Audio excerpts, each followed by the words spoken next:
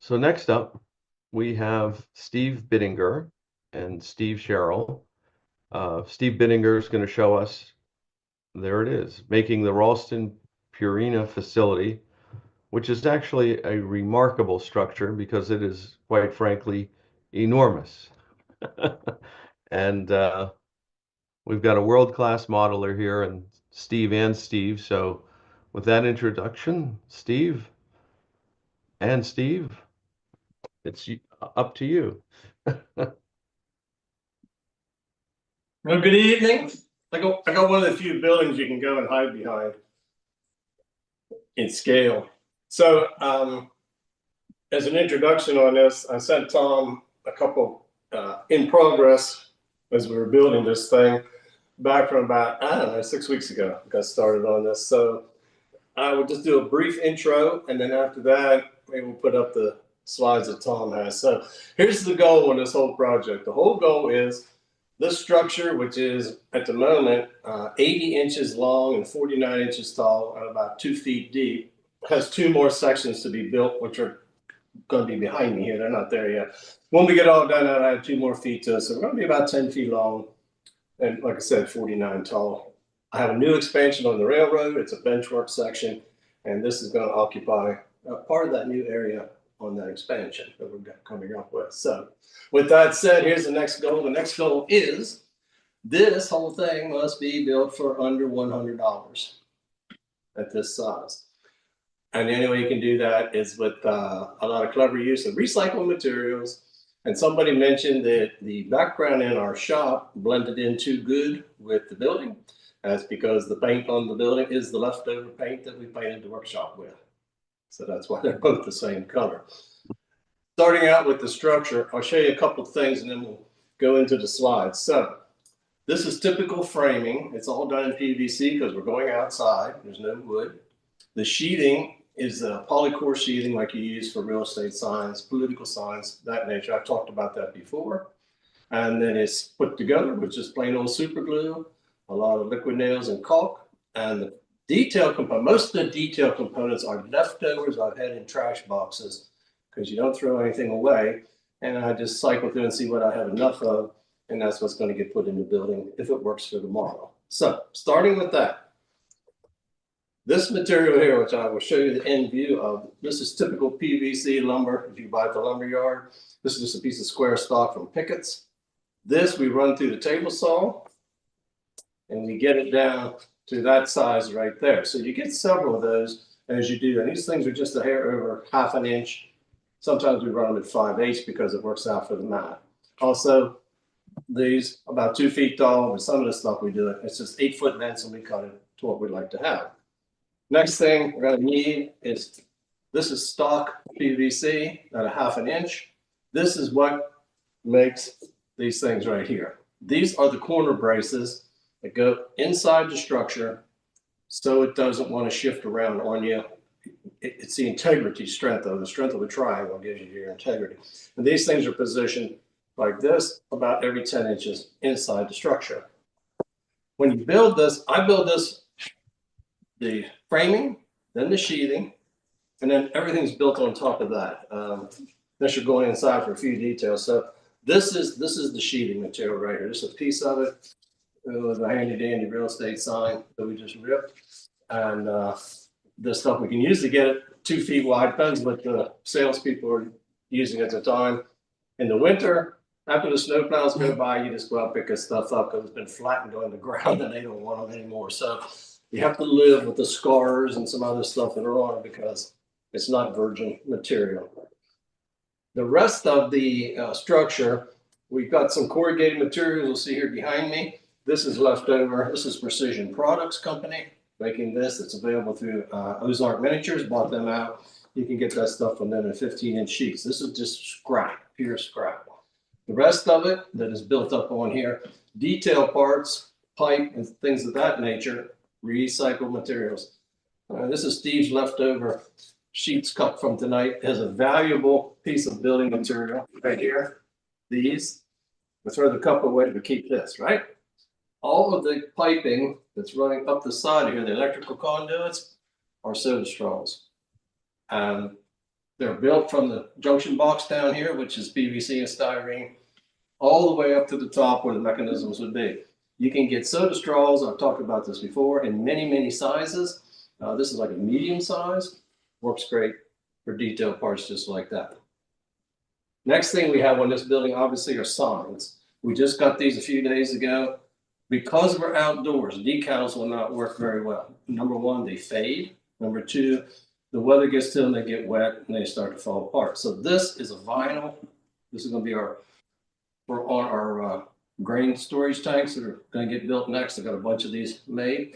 Everything you see up in here is vinyl, and it's on a 1/4-inch backer PVC that's been installed to. So this, you feel the back, install it on here, and then it's bonded onto the building. So that's all the materials that we're putting into this. And I think what I'll do is I'm going to slide this one portion forward. This is made in 5 pieces, so anybody can handle these things. And then we'll see the slides that we have on this. I'm going to just bring this section. I hope Steve has it on the camera. So that's what's behind the scenes. It's not very attractive inside, but that doesn't matter. We have it sealed up so we don't get insects and mice and all those people going inside here and living, bees, you name it. Here's our PVC framing. Here's these little triangular wedges that create the strength inside the structure. Cross bracing every so often, and it is shot together with a pin gun and glue. We're using glue, liquid nails, PL 375, super glue, whatever we had left over that works on this project. It's setting on a base of the same thing. This very same material right here is what the structure is built on top of. This stuff's not particularly sturdy, so when you build it on there, you're going to use a heavier base material down here at the bottom. We're going to go in there something like that, make an outline, make a rectangle. That's what strengthens us up for the project. The windows that we have left over from old kits, same old thing. Didn't go out and buy any. Today, as putting the signs on top of here, we are at $86.03 on our project. So we've got the grain tanks to do on the one end of this. Those are all scrap leftover sewer pipe that we're going to chop up and make those. They'll be about 2.5 feet tall. These are what goes on those, the detail part. Way up on top, if we look up here, you see ductwork running. That's what's sending grain across the structures of the various parts. That's nothing but PVC wrapped with metallic duct tape, not the cheap stuff. This is the stuff that's shiny foil. You put it on, you use a block of wood, you press it down, and that makes that part of the component. If you recall, while I'm speaking about this, the 2 tracks we have here, because this is 1967 on our railroad, we have 2 types of cars bringing grain to this facility.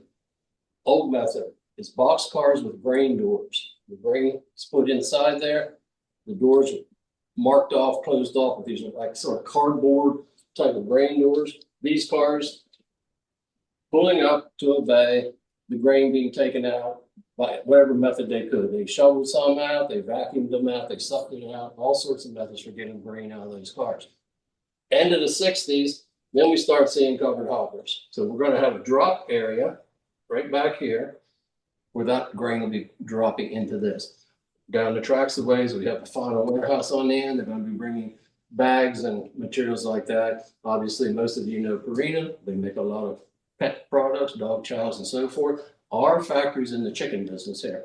This was a big deal with Purina making chicken products. So that's primarily what this factory will do. Tell them about the boxcar. Yeah, and we're going to stop here for a second. Back in August, we took this car and put it out on the railroad, set it outside. So now we are 8 months of the car sitting outside. And it's been through quite a bit. It's been through snow. It went through a hailstorm. It went through rain. We had some steel wool on the roof that we let rust down over the sides. This car was bright and shiny when it went outside. It has faded down considerably. And we were looking at it today, and I think we're where we want to be. I think it's time to pour car break and say, okay, you're weathered. We're going to bring it in.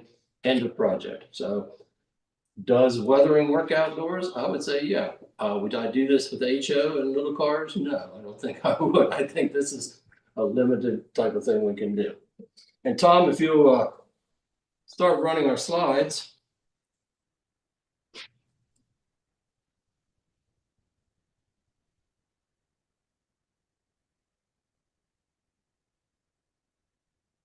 Next slide.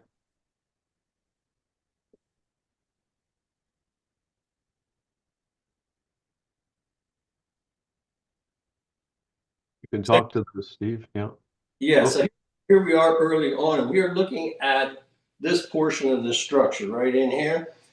And oh, we lost it. No, it's back. It's back.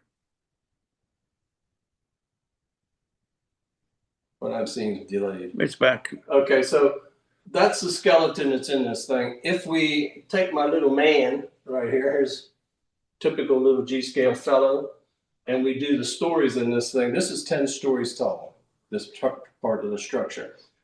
This is right off of the real world facility that's out in the Midwest. So that just gives you some perspective as to what that's like. Building the shells, you pretty much have to put one side of sheathing on them as you go. That keeps them from racking back and forth. After that, you can start doing all your bracing, come around on the sides, and start doing the same thing until you have it in front. That's the way it's going to be. Where the windows are here, if I tap on these, that is actually cut out. This has been cut through, and that material put on from the back. You can get away with this look here. This is over top of this material, so you can do it either way. Next slide. I still see this. Back. All right, now we're looking at the long warehouse portion here. Everything looks pretty white. That's how the structures look in the beginning.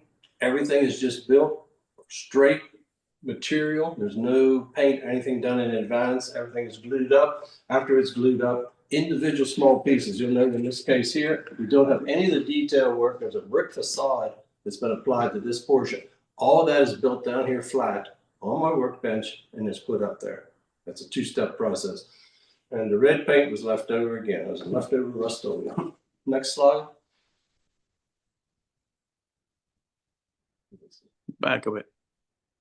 Okay, so the rear side is strictly flush. It's going to go up against the wall on the layout or against the foundation of my house. There's no extra detail on that back side. Everything back there, when we put it in place, these sections are going to be secured together with glue.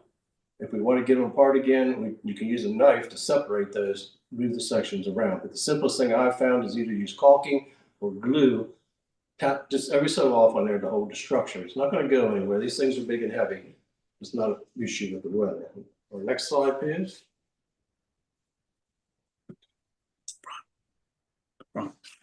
I'm seeing these laid on a little monitor here. Okay, now we're back to where we had this. And once again, down below, the detail aspect of this was loading dock height because Steve, of Steve, nobody's explaining to you, they can't cut between your slideshow and back to your live presentation. So they either have to have your slideshow big or you big. They can't do both. So we can't see, on YouTube, you're not going to be able to see what you're pointing to. So you might be just verbalize everything. Okay. So actually, let me tell everybody, if you grab right between Steve's picture and the slide on your screen, every one of you can slide it back and forth and make Steve bigger and the slide smaller. So I can't do that for you, but you can. So if you go right in between, there's a little handle there. And if you drag it over, you'll notice you can make Steve bigger and the shared slide smaller. So each of you can control that if you'd like to. But Phil, what's YouTube going to see?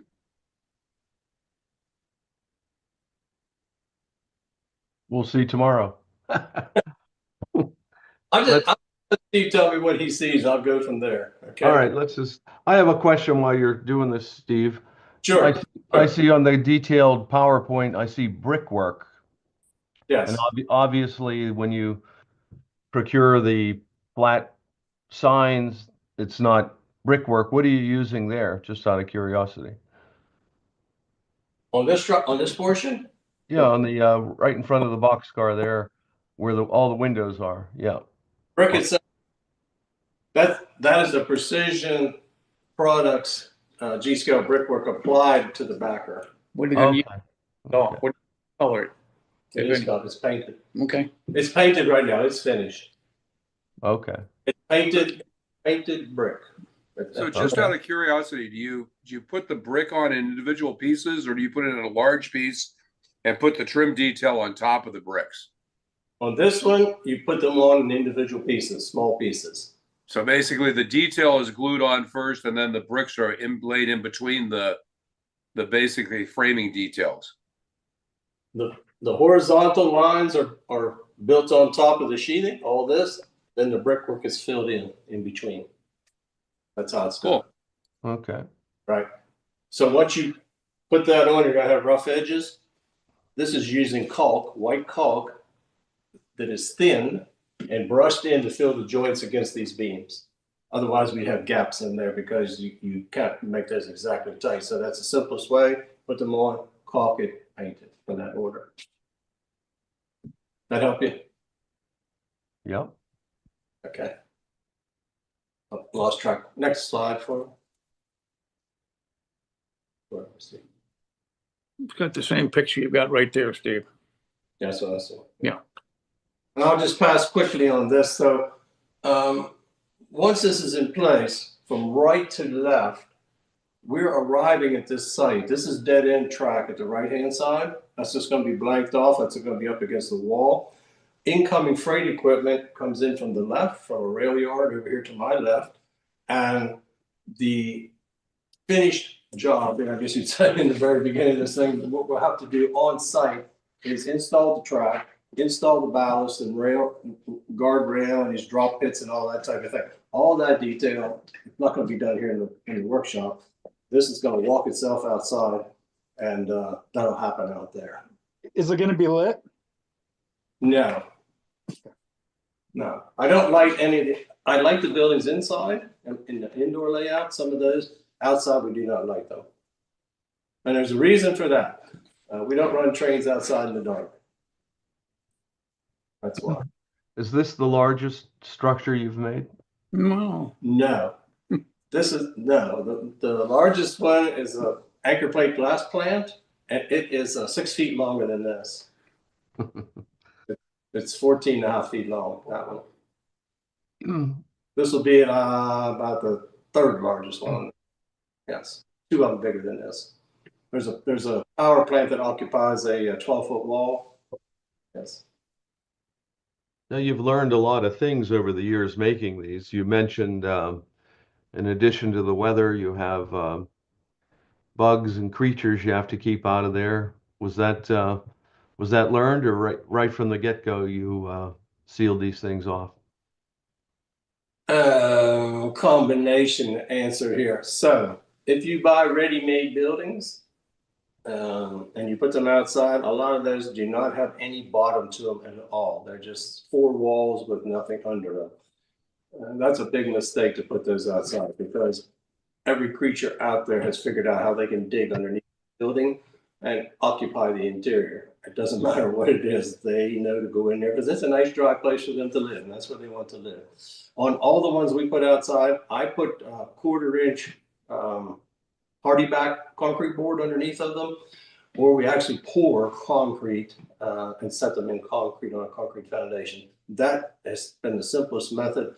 Either glue it to the hardy board, put it on concrete, and then even, no matter what you do, there'll be some creature come along. Like I had a nasty groundhog who really did a lot of damage one year. So you just live with it, you know. It's just what it is. You just live with the creatures.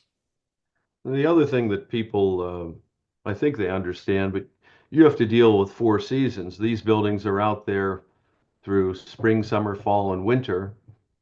You might share that I found a particularly attractive building that had fallen in, and I asked you, on a visit whether you modeled it that way, because to me that looked excellent. But you've since rebuilt that one. Is that correct?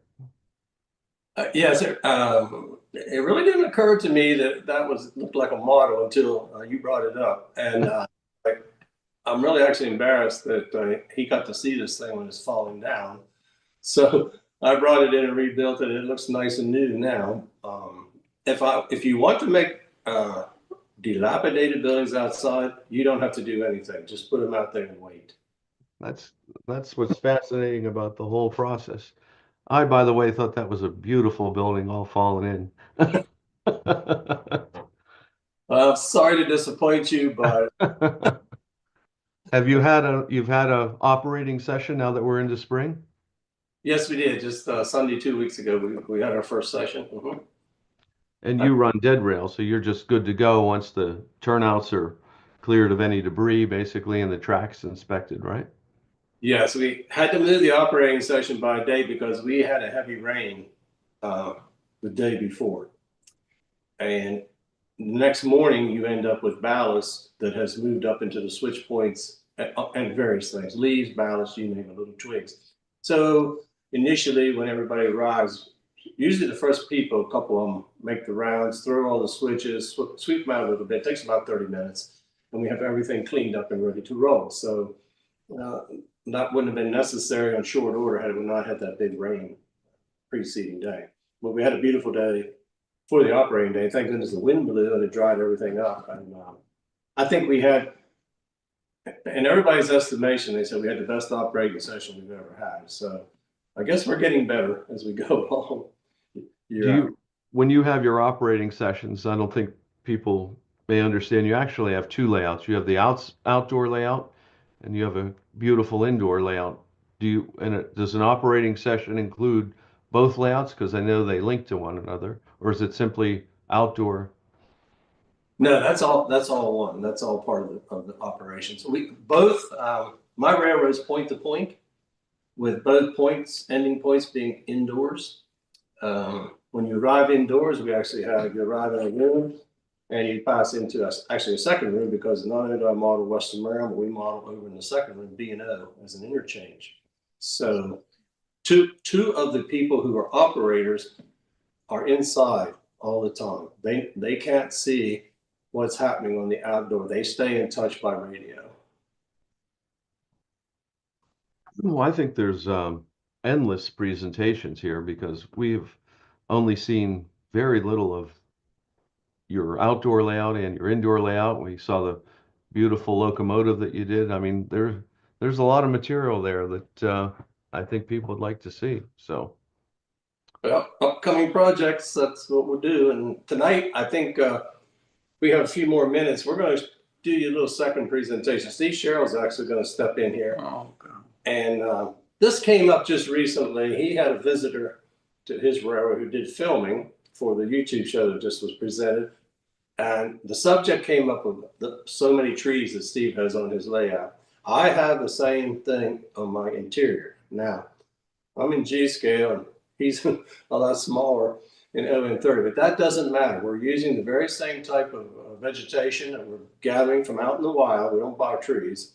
And how we process those and get our trees made out of them. And I'm using 5 different varieties of vegetation on my indoor layout, and he's using probably multiple ones as well. So I'm going to let him step in here and real quickly go over this because it's timely in that the materials that you want for this, you need to go out and kind of identify where they are right now, find them where they're growing. When the first frost hits at the end of the season, this is when you're going to go back to those locations and harvest this vegetation. You're going to bring it indoors and you're going to start your work. But you really need to go out there now and find out what it is that you're looking for. So I'm going to let Steve have the seat, and I'm going to move out of the way.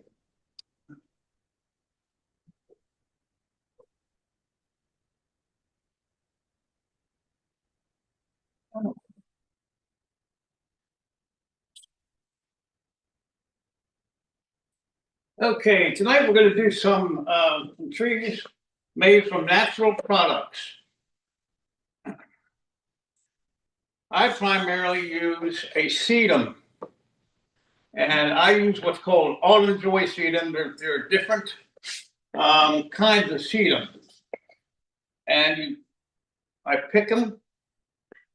First, I locate them, and once you know what they look like, it's easier to select them and their locations. And I've gone up to strange houses and approached the doors and said, "Hey, I'm a model railroader, and you've got plants out there that I'd like to go ahead and cut down." And after the first shot or two, they give in. But I have shown pictures of model railroading. I have a magazine. I show identification because really you're coming up to strange people. So the sedum that I pick is a plant that's about this high when it's mature. Okay, and it can have a thickness in a trunk like this.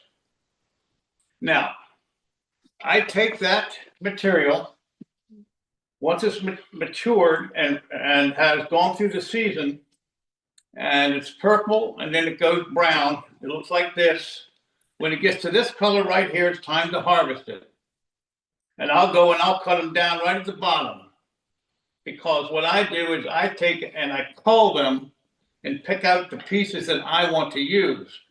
Obviously, in ON30, I can't use the full mature tree, which would be this big. I use a much smaller part of the tree, or the bush rather, excuse me. So what I look for is the type of sedum that you can stack to give a layered look. And so if you see something like this is what the hillsides look like. Now, once I get them, I cull them down to small pieces, and I spray them with a green paint. While the paint is wet, I will put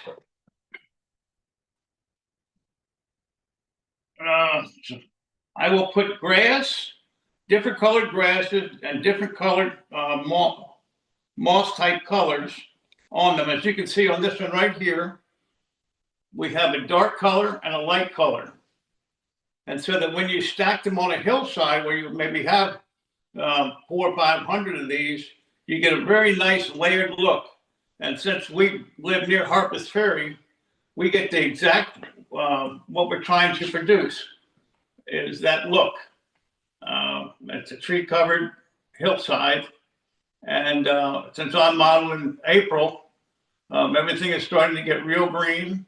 And so I have a green. So I have about 10,000 of these on my layout. And they really get the job done. As an individual tree, I think Steve uses the bigger part of the tree and uses the trunks. I have exchanged some things with him to make to add on to create a hillside. And so, you know, we frequently change materials. Now, he uses glue. This is a clear matte medium. So he uses something different than I do. I use the green because I don't want any of the brown to show through.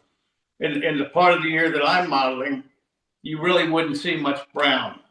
And so that's a difference that we do. And I've used 100 cans of this stuff, I guess. But it's in 25 years, I haven't had any of the stuff come off. So I've got some experience in it. Now, we've got some other things that he has picked.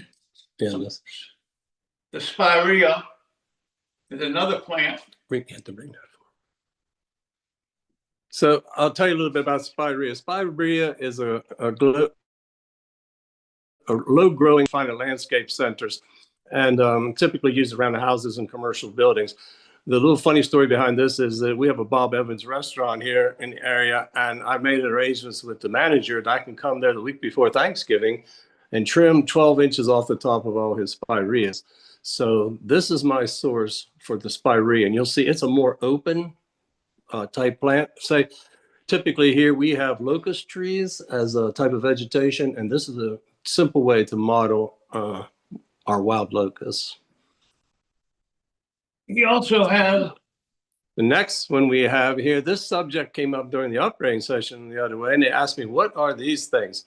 All right, these are dead dwarf Albertus. Now, you can go and buy dwarf Albertus. You'll see them in the landscape centers around Christmas time. They put them in little pots and put ribbons and bells on them and sell them as miniature Christmas trees. These little guys are a hybrid of that. These happen to have died. They don't get any bigger than this. That's as big as they get. So I got them for nothing. They were dead. Just cut the stumps off the bottom, the roots and stuff. And these have been sprayed with a, like Steve said, a green paint, then covered with a little bit of a green ground foam. And the last shot that I use on these as well, I either use hairspray or clear matte that he showed you before, just to lock it down onto that finish. When I do my trees, he had one here earlier, I use at least 2 colors of ground foam. And in between those, I'll do the first one in the darker green, then the hairspray, then the lighter green, and then the hairspray again. So it's like 4 coats. And I've found in G-Scale, it also works to take 3 or 4 of these trees and glue them together down to stumps, so you get a little more mass. Steve's forest on his layout is pretty dense. So you mostly see upper crowns, where mine, you actually see it right down to the ground. So you're looking for a little bit different look on those. another thing that can be used is to go to a pumpkin patch. We have farms in the area here that sell pumpkins, and people come in and they buy the pumpkins. If you look at the stems that break off and they're laying in the field, they have a very nice color. The color is very authentic to what we want to achieve. Now, this one that you see here is kind of distorted and not a very good looking. But if you cut it off, you have a very nice looking stump. It also has a root formation that you could put in the ground and set it. And then put your dirt around it and a little bit of foliage, and you've got a very nice looking stump. I have also ground these up for ground cover.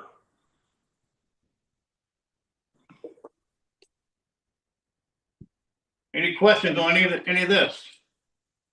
That's an amazing, that's just a pumpkin. I mean, that looks, it would take you forever to sculpt one of those. Well, I've got bags of these pumpkins now. If you're doing a swamp, this is a great. You can imagine it's in a swamp. That's a terrific idea.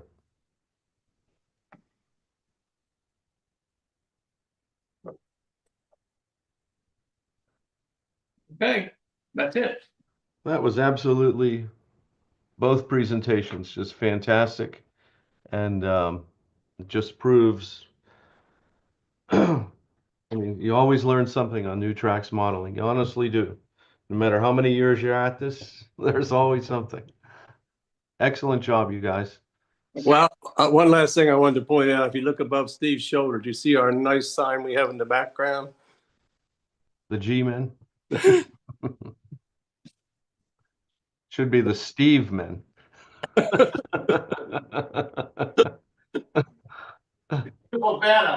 Yes, The Steve men. the Steve man. Thank you very much, gentlemen. Oh, you're welcome. You're welcome. Excellent job.